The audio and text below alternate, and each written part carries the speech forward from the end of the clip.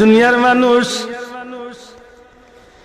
আমি পরওয়ারদিগারে আলম জাত যে জাতে কিচ্ছু বানাইবার আগে কেবলমাত্র আমি হই খুন বিশেষ কিছু জাত ছাড়া যতটা বানাইছি সবটা বানাইবার আগে আমি শুধু হই খুন।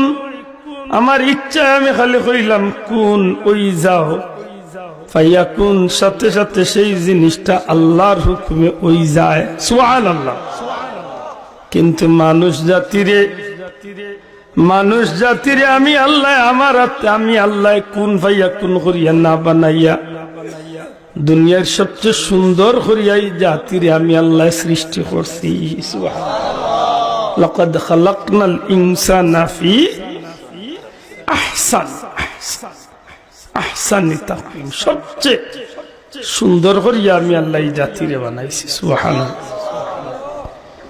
এক নম্বরে আদম নবীর আল্লাহ বানাইছেন আল্লাহর কুদরতি হাতে, ওয়া দিয়ে মুহররমাত বানাইয়া রাখলা। যে ভাইয়ান সৌদি তখন জিদ্দাত নাইবার হতে বর্তমানে ইহরাম বান্ধই নেই হাজি সাহেব ওয়া দিয়ে আদম আলাইহিস সালাম রে আল্লাহ বানাইলা তান কুদরতি হাতে। এর বাদে জান্নাত নিলা। দীর্ঘদিন আদম আলাইহিস সালাম একা থাকলা। আদম আলাইহিস সালামের একলা জান্নাতের ভিতরে ভালো লাগে না। এর দায় আমরা মুরব্বীর একটা সিলেটি প্রবাদ আছে, ব্যস্ত একলা আরাম নাই। আতই না খিতাল লাগি বলে হো যে আদম একলা ভালো লাগে না।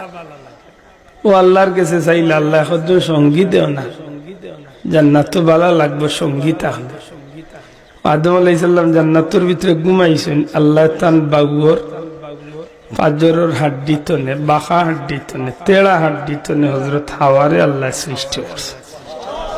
জুরে হোক সুবহানাল্লাহ। তাইলে ভাইলাম দুই জাত আল্লাহ সৃষ্টি করছেন। মানুষে কয় কিসিম, চার কিসিম। জুরে হোক কয় কিসিম। এক নম্বরে আদম নবীর আল্লাহ তান কুদরতি আদি বানাইছেন।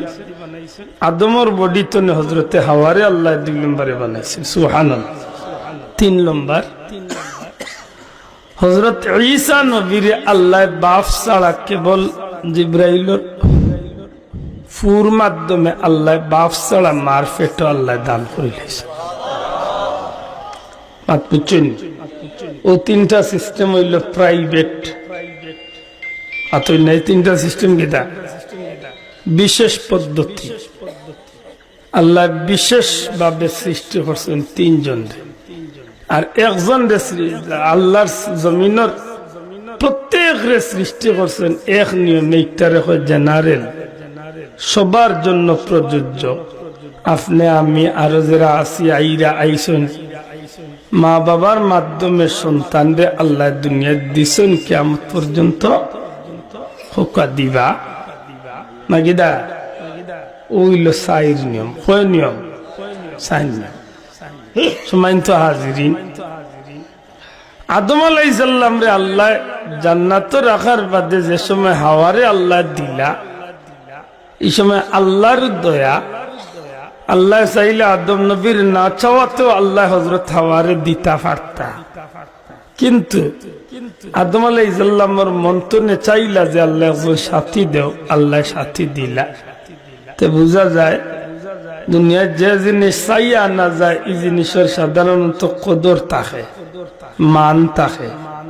মাতই না চাও যে জিনিস খুঁজিয়া না যায় এই জিনিসের কিতা থাকে, মান থাকে। আর মাগনা গরুর দাঁত নাই।